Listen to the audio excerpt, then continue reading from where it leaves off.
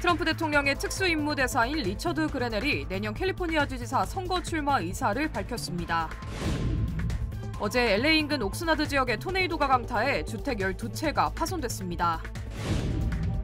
극심한 폭우가 내리면서 말리부 지역에 토사 유출이 일어나 LA 소방국 SUV 차량이 바다로 떠밀려가는 사고가 발생했습니다. 기아 자동차가 차별화된 2025년형 컴팩트 세단 K4를 출시해 미국 시장 선점에 나섰습니다. 미시간주의 한 공원에서 조류 독감에 감염된 것으로 추정되는 새 100여 마리가 집단 폐사하는 일이 벌어졌습니다. Congratulations. 리차드 호프만 변호사 1,250만 불, 교통사고 1,250만 불 보상. 사상 최고의 보상금으로 다시 한번 실력을 입증했습니다. 리차드 호프만이 아니었으면 이렇게 큰 보상금은 꿈도 못 꿨죠. 정말 최선을 다해 열심히 도와주시는 모습에 모두 감동받았어요. 1,250만 불이라니 아직도 믿기지가 않네요. Trusted me to win for you. 리차드 호프만 법률그룹 323-782-8600. 여러분 안녕하십니까? 2월 14일 첫 소식입니다. 도널드 트럼프 대통령이 오는 4월 2일쯤 수입 자동차에 대한 관세를 공개하겠다고 밝혔습니다. 수입 자동차 관세와 관련한 미국의 조치가 구체화되고 있는 건데요. 한국의 대미 자동차 수출에 변수가 될 것으로 보입니다. 이용주 기자입니다. 도널드 트럼프 대통령은 백악관에서 열린 행정명령 서명 행사에서 자동차 관세를 언제부터 공개하냐는 질문에 구체적인 날짜를 밝혔습니다. Maybe around April 2nd. I would have done them on April 1st. Believe it or not, I'm a little superstitious. 공개 시점 외에 자동차 관세 범위나 부과율 등 다른 내용에 대한 언급은 없었습니다.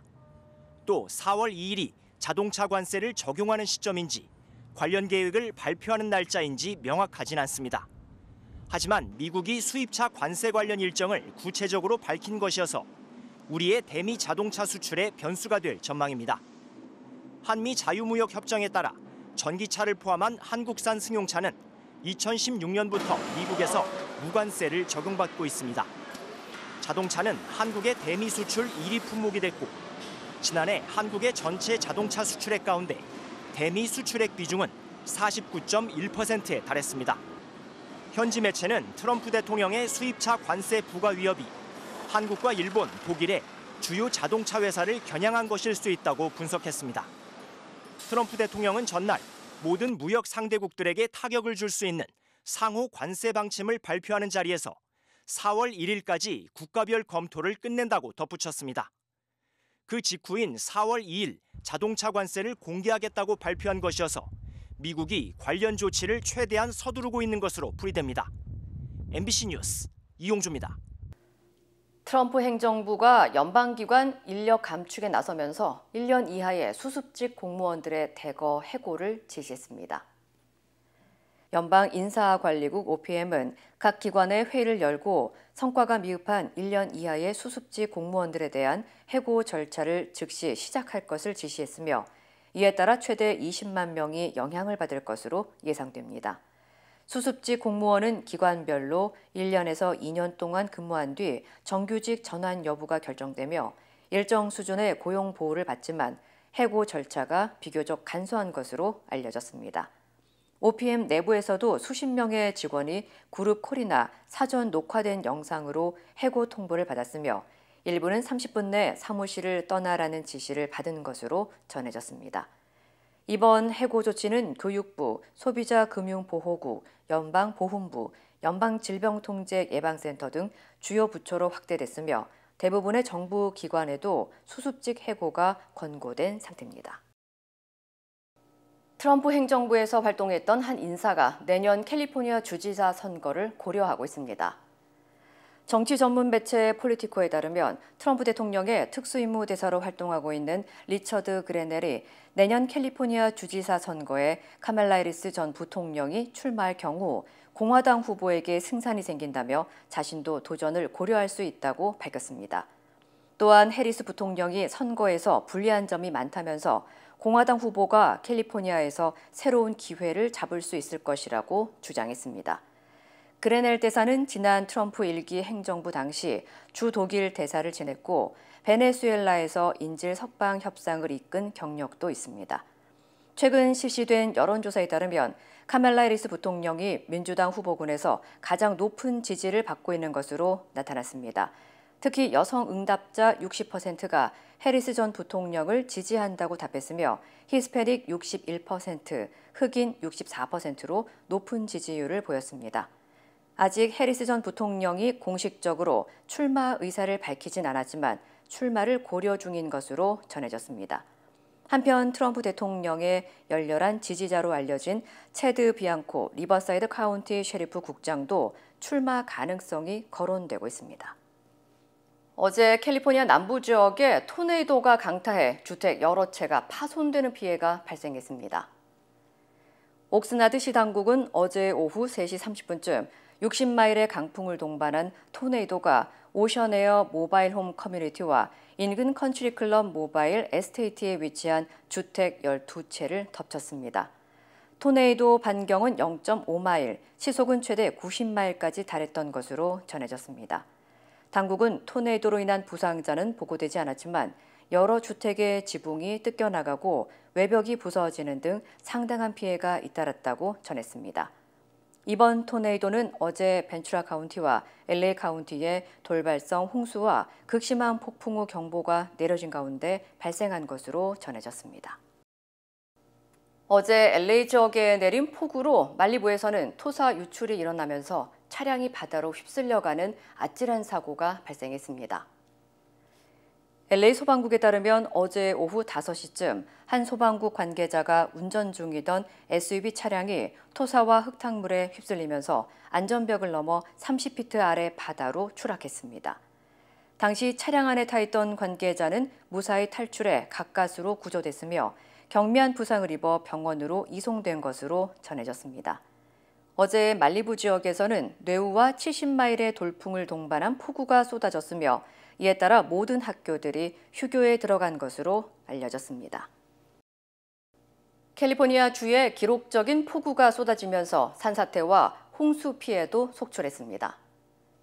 국립기상청에 따르면 LA 카운티에는 48시간 동안 최대 6인치의 비가 내려 여러 도시에서 홍수경보가 발령됐으며 특히 산불 피해 지역에서는 토사 유출 위험이 커지면서 추가 피해가 우려됐습니다. LA 소방국에 따르면 팰리세이즈 산불 피해 지역인 토펜가 캐년에서는 연이은 산사태가 발생하면서 주요 도로가 완전히 매몰됐습니다. 또한 알타아데나의 이튼 산불 피해 지역에서는 여러 대의 차량이 진흙에 갇혀 구조 작업이 진행됐습니다. 어제 오후 샌 가브리엘 밸리의 스마트 앤 파이널 매장에서는 채소 코너 천장이 붕괴돼 고객들이 황급히 대피하는 등 긴박한 상황이 벌어지기도 했습니다. 현재 캘리포니아 교통국은 복구 작업을 위한 긴급 대응책을 마련 중입니다. 기아 자동차가 2025년형 컴팩트 세단 K4를 출시했습니다. 최근 북미 시장에서 준중형 세단의 경쟁이 치열해지고 있는 가운데 혁신적인 디자인과 성능으로 기존 경쟁 모델들과 차별화를 꾀하면서 시장 선점을 노리고 있습니다. 여준호 기자의 보도입니다. 기존 준중형 세단 시장은 가격과 실용성에 집중한 모델들이 줄을 이뤘습니다. 하지만 최근엔 기술 발전으로 단순한 경제성이 아닌 스타일과 성능을 중요시하는 흐름이 커졌습니다. 기아차 K4는 고유의 디자인 철학을 바탕으로 내외관 디자인 모두 기존의 틀을 깨며 한 단계 더 진화했다는 평가를 받고 있습니다. Just three areas that I think we really did an amazing job on the K4. So that's really with the design, technology, and the driving dynamics. So I'll give some examples of each. In terms of design, our really talented designers have done an amazing job of making the K4 look like nothing else on the road. So we have the star map, LED star map lighting that frame all four corners of the vehicle. We have the fastback roof line that's reminiscent of all the other sporty sedans. 강력한 주행 성능도 눈에 띕니다. 특히 고성능의 터보 엔진과 서스펜션을 통해 운전의 재미를 끌어올렸습니다. GT라인 터보 모델의 경우 최대 190마력의 출력을 발휘하며 멀티링크 서스펜션이 적용돼 보다 다이내믹한 주행이 가능합니다. 실내 공간의 경우 앞뒤 좌석과 적재 공간을 넓혀 실용성을 높이고 충돌 방지 보조 기능 등 운전자의 안전성도 강화했습니다. 실용성과 안전성을 높여 패밀리카로서의 장점을 강화하고 젊은 층을 고려한 최신 기술을 적용해 소비자 타겟층을 넓혔습니다. We've got a TikTok configurator. It's first of its kind that's been very popular. So any audience can go online and see it on TikTok and configure their vehicle similar to what they would do on a website, but we wanted to bring that experience into social channels. 디자인과 성능에서 차별화를 꾀한 K4는 폭넓은 소비자층을 대상으로 북미 지역 준중형 세단 시장에서 더욱 확고한 입지를 다지겠다는 계획입니다. MBC 뉴스 여준호입니다. 미시건주 애나버의 한 공원에서 100여 마리의 새가 집단 폐사한 채 발견됐습니다. 미시건주 야생동물관리국에 따르면 예비검사 결과 애나버 공원에서 발견된 100마리를 포함해 5개 카운티에서 300마리 이상이 조류독감 감염으로 폐사한 것으로 추정됐습니다. 특히 조류독감은 주로 물새를 중심으로 확산되고 있으며 흰머리 독수리와 매, 올빼미 등 맹금류에서도 감염 사례가 보고됐습니다. Since 2022, that this virus it never left. It's been here at low levels, and that we might see a resurgence like this. So, and that's unfortunately what we're seeing. 당국은 주민들에게 폐사한 새를 발견할 경우 절대 손대지 말 것과 6마리 이상의 집단 폐사를 목격할 경우 즉시 신고해 줄 것을 당부했습니다. 또한 조류독감과 기타 질병 확산을 방지하기 위해 야생조류 먹이통을 2주마다 10% 희석한 락스 용액으로 소독할 것을 권고했습니다. 중국에서 발송된 가짜 포에버 우표 16만여 장이 미국 세관 당국에 의해 전량 압수됐습니다. 연방세관 국경보호국 CBP에 따르면 지난 주말 시카고 국제우편물 처리센터에서 송장 가격이 지나치게 낮고 배송 경로가 의심스러운 8건의 우편물을 조사한 결과 대량의 위조 우표가 발견됐습니다. CBP는 해당 우표들이 상표권을 침해한 위조품으로 확인돼 16만 1,860장을 압수했으며 이는 정품이었다면 11만 8천 달러 상당의 가치에 해당하는 규모라고 밝혔습니다. 당국은 특히 발렌타인데이 등 연휴를 앞두고 위조 우표 유통이 급증하고 있으며 최근 위조 기술이 정교해져 일반 소비자가 진품과 가짜를 쉽게 구별하기 어려운 상황이라고 경고했습니다. CBP는 전국 328개 국제 입국항에서 마약과 무기, 불법 화폐, 금지 물품, 위조품 등 불법 물품 단속을 강화하고 있습니다. 얼어붙은 저수지에서 낚시를 하던 80대 남성이 빙판이 깨지면서 물에 빠져 숨지는 사고가 발생했습니다. 아이오와주에 거주하는 35살 남성 잭 피콕은 지난 주말 이른 아침 맥브라이드 호수에 홀로 얼음 낚시를 나간 후 얼음이 깨지면서 물에 빠졌습니다. 물에 빠진 남성을 처음 발견한 것은 방문객이었으며 이 방문객은 호수 위에 난 커다란 구멍과 인근에 주차된 차량을 보고 이상함을 느껴 경찰에 신고했고 구조된 피콕 씨는 병원으로 옮겨졌지만 끝내 숨진 것으로 전해졌습니다. We don't know how long he was under the ice, and again, had that couple not called, we could have been in a completely different situation because his truck was parked and nobody knew he was there. 한편 숨진 남성의 손녀는 할아버지는 수영을 잘하는 야외 활동가였다면서 얼음 위에서의 활동은 자칫 불의의 사고로 이어질 수 있는 만큼 각별한 주의가 필요하다고 당부했습니다. 낯선 이국 땅에서 새로운 삶을 시작한 지 50여 년. 언어와 문화의 장벽을 넘어 힘차게 걸어오신 어르신들. 여러분의 노력과 헌신에 깊이 감사드립니다. 이제는 편안하고 행복하게 살아가시길 바랍니다. MJ보험은 한인 커뮤니티를 이끌어오신 어르신들을 진심으로 응원합니다. 말이 통하는 종합보험 MJ보험. 보장받은 혜택이 사용하기 어려워서 답답하신가요? 아스티바헬스는 OTC 제품과 허브 보충제 등 다양한 항목에 사용할 수 있는 $720 플렉스 혜택 카드를 즉시 제공합니다. 자세한 사항은 1888-688-8584로 문의하세요. 12.3 내란의 실체가 더 뚜렷하게 드러나고 있습니다. 계엄의 비선 노상원 전 정보사령관의 수첩 속에 담긴 비상계엄 실행 계획을 통해서인데요. 이 수첩에는 계엄 이후 민주당 전담 군부대는 물론 계엄에 반대하는 일반 국민을 진압하기 위한 지상작전사령부까지 투입을 계획한 것으로 보이는 내용이 들어있었습니다. 고병찬 기자입니다. 노상원 전 정보사령관의 수첩엔 행사라는 단어가 여러 차례 등장합니다. 체포를 의미하는 수거팀 구성 아래 행사부대 지정이라고 쓰여 있고 기무사와 경찰을 활용해 수거 조치한 뒤 행사는 한 달 정도라고 적었습니다. A부터 D까지 알파벳 등급으로 분류한 체포 대상자들에 대한 검거 작전을 뜻하는 것으로 보입니다.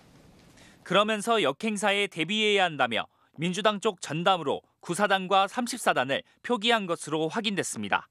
서울과 가까운 경기도 고양에 위치한 부대로 역행사, 즉 검거작전 행사를 막지 못하게 군을 배치하려 한 걸로 해석됩니다. 수첩 속 수거 대상엔 이재명 대표를 비롯해 정청래, 김용민, 김의겸, 고민정, 윤건영 등 민주당 전현직 의원이 대거 포함됐습니다. 주요 사령관의 이름, 역할과 함께 용인이라는 글자 옆으로 역행사 방지대책 강구란 문구도 포착됐는데 국민적 저항에 대비해 경기도 용인에 있는 지상작전 사령부까지 동원하려 했던 것으로 추정됩니다. 수거 조치를 행사한 뒤 체포된 이들을 사살하려 했던 여러 계획도 확인됐습니다.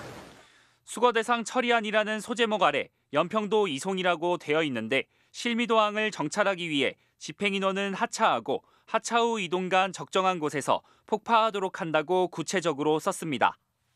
이어 연평도 행사 후 같은 방법은 어렵다며 막산의 잠자리 폭발물을 쓰는 방법과 함께 확인 사살이 필요하다는 내용이 담겼습니다. 음식물, 급수, 화학약품 문구도 발견됐는데 독살까지 염두에 둔 걸로 추정됩니다.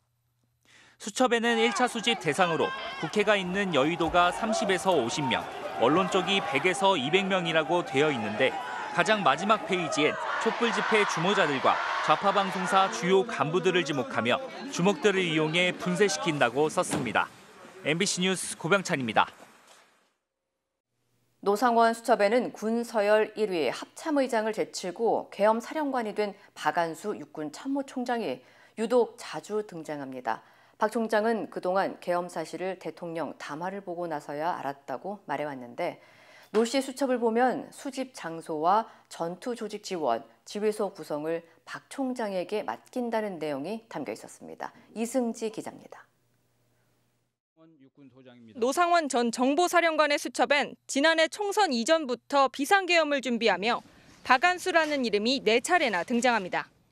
총선 결과에 따라 여소야대 시 30-40명을 조기 구속 조치한다고 쓰고 여대 야소 시엔 동그라미 표시를 해뒀는데 바로 아래 여인영 전 방첩사령관과 박안수 총장의 이름을 적었습니다. 그러면서 여인영 방첩사령관은 체포를 위한 행사 인원 지정과 수거 명부 작성을 맡고 박안수 총장은 수집 장소와 전투 조직 지원을 한다고 되어 있습니다. 체포된 이들을 구금하는 수집소를 마련하고 계엄군 투입을 총괄하라는 뜻으로 해석됩니다. 비상계엄 10일차부터 50일까지 박 총장이 사전교육을 한다는 문구도 확인됐습니다. 그 아래로는 국회를 지칭하는 것으로 보이는 여의도를 2-3주간 봉쇄하고 수집소를 운용해 단계별로 구치소로 이동 수용한다거나 특별수사와 재판소로 사형, 무기형을 받게 한다는 내용이 담겼습니다. 계엄 작전을 지휘할 지휘소 구성을 박 총장이 담당한다는 취지의 글도 적혀 있었습니다. 비상계엄 선포 훨씬 이전부터 박안수 총장에게 주요 임무를 맡기려 한 걸로 보이는데 실제로 박안수 총장은 군 서열 1위인 합참의장을 제치고 계엄 사령관이 됐습니다. 본인이 합참의장을 제치고 계엄 사령관으로 임명된 이유가 뭡니까? 합참의장은 전방 상황과 관련 군사 상황 관리를 해야 되기 때문에 박 총장 측은 비상계엄 계획을 미리 알았던 게 아니냐는 MBC의 질의에 노 전 사령관과는 연락한 적이 없고 수첩 내용은 박안수 총장과 관계가 없다고 밝혔습니다. MBC 뉴스 이승지입니다. 윤석열 대통령 탄핵 심판을 심리하는 헌법재판소가 한덕수 국무총리와 홍장원 전 국정원 1차장 등 추가 증인을 채택하고 변론 기일도 한 차례 더 지정했습니다. 다음 달 중순이면 윤석열 대통령의 파면 여부가 판가름 날 것으로 보입니다. 김현지 기자입니다. 헌법재판소가 윤석열 대통령 탄핵 심판 변론 기일을 한 차례 추가했습니다. 다음 주 화요일 9차에 이어 목요일 10차 변론 기일을 열기로 한 겁니다. 추가 채택한 증인은 목요일에 신문하기로 했습니다. 한덕수 국무총리와 홍장원 전 국정원 1차장을 부르자는 윤 대통령 측 신청을 받아들였습니다. 홍 전 차장의 경우 두 번째 신문입니다. 국회 측이 함께 신청한 조지호 경찰청장도 증인으로 채택됐지만 건강 문제로 두 차례 불출석한 바 있어 실제로 나올지는 미지수입니다. 헌재가 변론을 연장한 건 윤 대통령 측의 불만을 잠재우고 논란의 여지를 주지 않겠다는 취지로도 읽힙니다. 홍장원에 대해서 다시 저희가 주신문으로 시간 제한 없이 증인으로 신청하는 바입니다. 제가 서두에 홍장원에 대해서 재판부 평의를 거치겠다는 말을 안 했나요? 헌재는 시간 제한 없이 증인 신문을 하게 해달라는 윤 대통령 측 주장은 받아들이지 않았습니다. 윤 대통령 측은 다음 주 목요일 형사재판 일정이 겹친다며 헌재에 기일 변경을 신청했습니다. 그날 서울중앙지법에서 내란 우두머리 혐의 사건 첫 공판 준비 기일이 예정돼 있고 구속 취소 신청 신문도 함께 진행됩니다. 하지만 형사재판은 오전 10시부터이고 헌재 탄핵 심판은 오후 2시부터라 시간대가 겹치지는 않습니다. 헌재는 재판관 평의를 거쳐 윤 대통령 측의 기일 변경 신청을 받아들일지 결정합니다. 변론이 한 차례 추가되기는 했지만 윤 대통령 탄핵 심판 선고 시기를 크게 좌우할 것 같지는 않습니다. 이달 말쯤 최후 변론까지 끝낸 뒤 재판관들이 의견을 교환하고 결정문을 작성하는 기간을 고려하면 늦어도 3월 중순에는 윤 대통령의 파면 여부가 판가름 날 것으로 보입니다. MBC 뉴스 김현지입니다.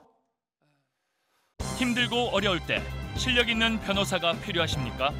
60년 역사의 대형 로펌 KMFM 로펌의 최미수 변호사와 함께하세요.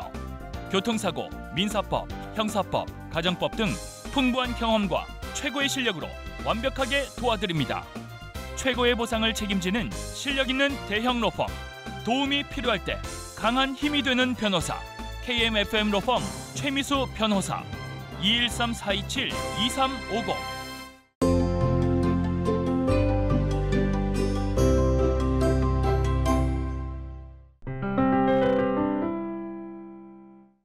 미국 연금은 주로 퇴직 후 소득을 보장하기 위해 설계된 다양한 공적, 사적 제도를 포함하는 시스템을 의미합니다.